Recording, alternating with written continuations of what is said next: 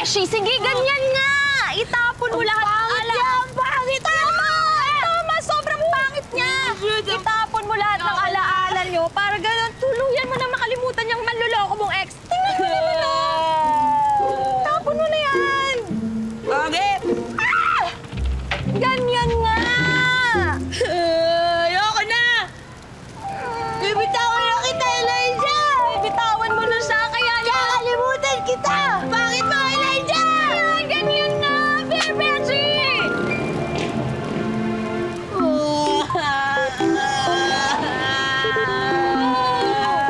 Bakit ka na naman naiiyak? Akala ko ba kakalimutan mo na yan? Wala ko mo kakalimutan. Nakatato sa kamay ko yung anniversary namin! Ipapabura natin yan, Beshi, okay? Ayoko na. Hindi ko ulitin yung ayoko. Masakit! Beshi, alam ko naman masakit yung ginawa sa'yo ng Elijah na yan. Hindi yun. Yung pagtato sa akin, masakit. Hindi ko na gagawin ulit yun. Ayoko na ng karayom. Beshi naman eh.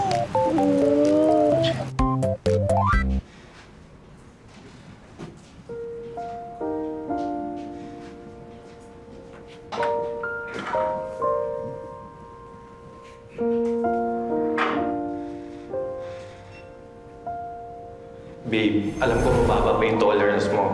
But please, for me, ha? Okay, para sa'yo.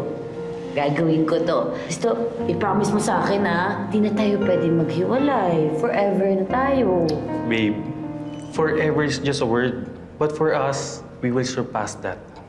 Promise. Oh, grabe yung sweet mo talaga. Ikaw ba? Ano ba?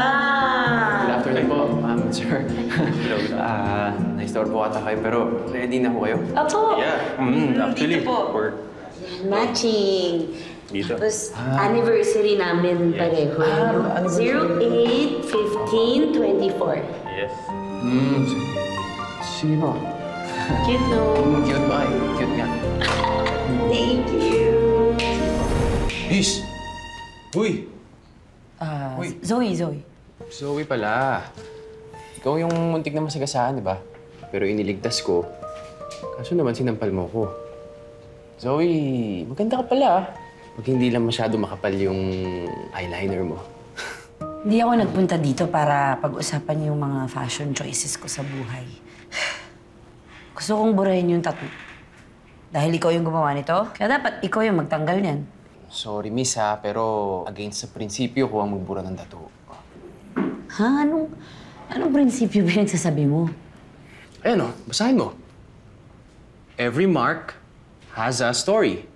Ibig sabihin, yung tattoo mo, part na yun ng pagkatao mo, miss. Hala, ayoko nga. Kaya ako nga gustong tanggalin eh. Kasi gusto ko tanggalin yung mark na iniwan ng walang yang ex ko. Sigurado ka ba? Oo, tanggalin mo yan. Tanggalin? Oo. O sige, may solusyon ako, pero i-cover up na lang natin. Cover up? Papatungan natin ng ibang design na pwede dyan sa tattoo mo. Sa ganon, pag nakita mo yung tattoo mo at makakalimutan mo na ex mo. Okay ba yun? Tsaka pwede pa nating laliman yung meaning ng tattoo mo. Gusto mo?